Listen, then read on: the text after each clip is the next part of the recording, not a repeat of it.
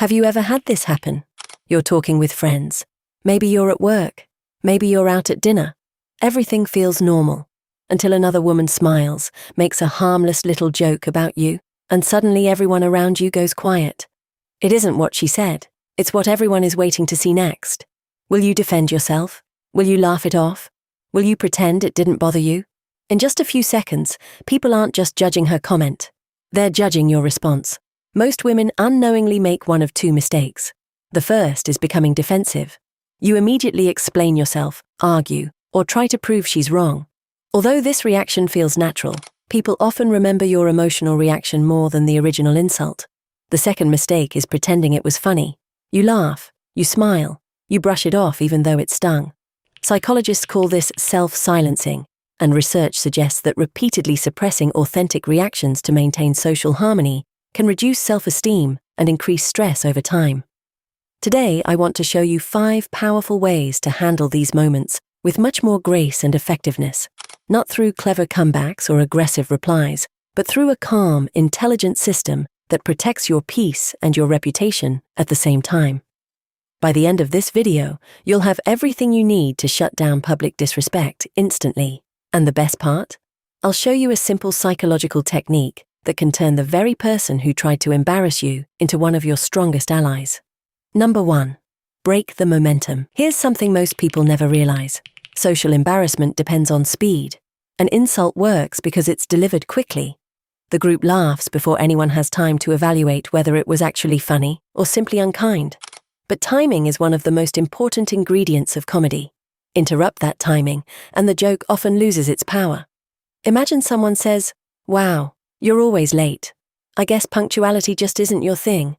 Instead of reacting, pause, look at her calmly, wait 2 seconds, then simply say, "I'm sorry, could you repeat that?" Not sarcastically, not aggressively, just calmly. This creates something psychologists call expectancy violation. People expect immediate emotional reactions. When you respond with unexpected calmness, everyone's attention shifts.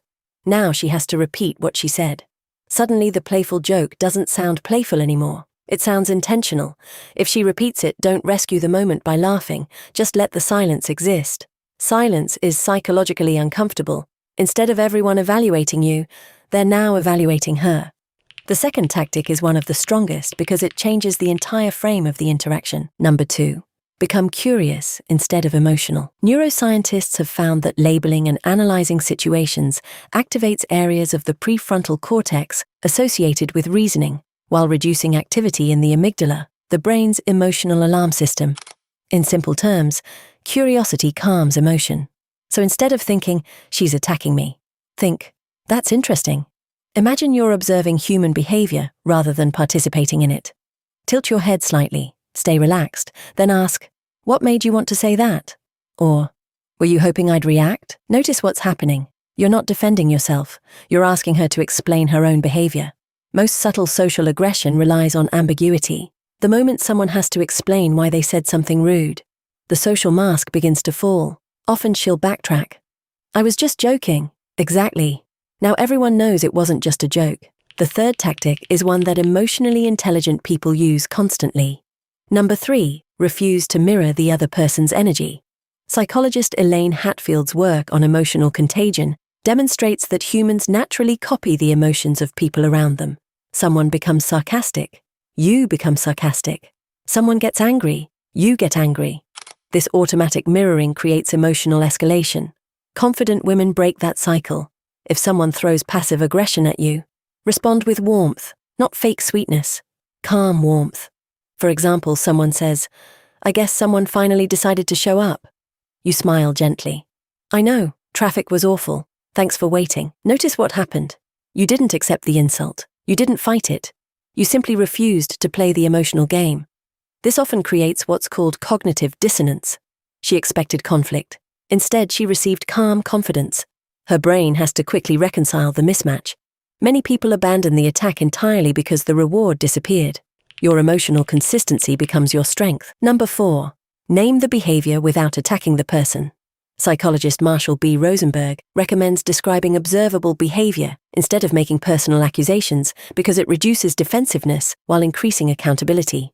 Instead of saying, "You're so rude," try saying, "That sounded more like a personal jab than a joke." Or, "That felt unnecessarily personal." Notice the difference. You're describing behavior, not attacking identity. The room also receives an important message. You aren't afraid to acknowledge disrespect, but you're mature enough not to escalate it.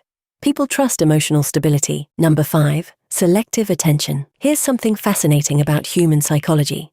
Attention is social currency.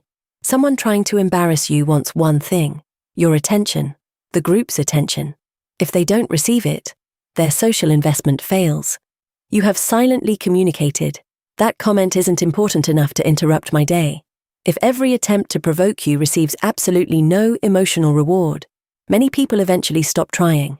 Now here's something that might be even more important than all 5 tactics. Your body often speaks before your mouth does. People form first impressions astonishingly quickly, sometimes within fractions of a second. That means before you even respond, people have already noticed your posture, your breathing, your facial expression, your eye contact. When you're insulted, don't cross your arms, don't shrink, don't nervously laugh.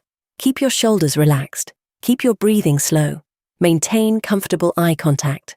Your nervous system communicates confidence before your words ever can. In fact, studies on nonverbal communication consistently show that observers often rely more heavily on body language than spoken language when judging confidence and emotional stability. This is why emotionally composed women often appear powerful even when they say very little. But before I share the final technique, the one that shows you how to turn a disrespectful person into an unexpected ally, we first have to distinguish between 3 very different types of criticism. You need to know exactly which game is being played. There is constructive feedback, which helps you grow. There is playful teasing between trusted friends, which builds connection. And then there is intentional disrespect. Only the last category requires boundaries. If someone genuinely cares about you and offers honest feedback, listen. If a close friend makes a joke and everyone, including you, is laughing, that's connection. But if someone repeatedly disguises insults as jokes, questions your competence in front of others, that's not humor, that's relational aggression.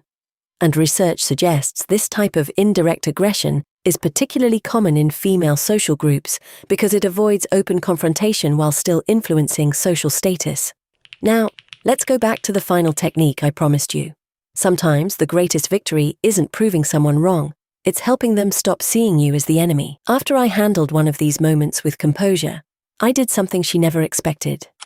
Later that day, I walked over to her and quietly said, "I noticed things felt a little tense earlier. I just wanted to check in. Is everything okay?" She looked genuinely caught off guard. After a long pause, her entire expression changed. She admitted she'd been under a lot of pressure at work and had started comparing herself to everyone around her. Seeing my recent success had triggered her own insecurities. In that moment, everything clicked. Her comment had never really been about me. It was about the story she was telling herself. That conversation changed everything. The sarcastic remarks stopped almost overnight. A few months later, she started asking for my opinion on projects. Eventually, she became someone who recommended me for new opportunities instead of competing with me. Now, I want to be very clear. This doesn't work with everyone. If someone repeatedly disrespects you, ignores your boundaries, or genuinely enjoys making you feel small, the healthiest response is distance, not understanding. But many people aren't cruel, they're insecure. And insecurity often wears the mask of criticism. When you can tell the difference, you gain something much more valuable than the satisfaction of a clever comeback. You gain the ability to choose whether to set a boundary or build a bridge.